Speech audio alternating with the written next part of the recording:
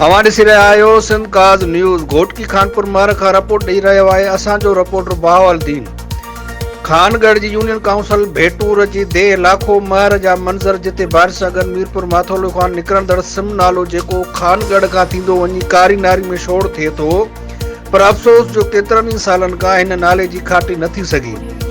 मुसलसल बारिश जे करे पाणी क्रॉसिंग न करे सघियो, जेको यूसी भेटोर जे देह लाखो महर वटां टुटी पियो। ऐं अटकल 50 ॻोठनि, जंहिंमें शरीफ़ महर, लाखो महर, दातो महर, इब्राहिम महर, मलड़ महर, अली महर, आंदल महर, वदड़ महर, माजी महर, सदोरो महर ऐं हमज़ो महर समेत ॿिया केतिरा ई ॻोठ पाणी हेठि अची विया ऐं हज़ारे एकड़नि ते बीठल फसल मुकमल तौरु ॿुॾी वियो आहे। ॻोठाणनि पारां महर बिरादरी जे सरदारनि ऐं वसवारनि खे वहार जी अपील कंदे चयो आहे त असांजी वार कई वञे।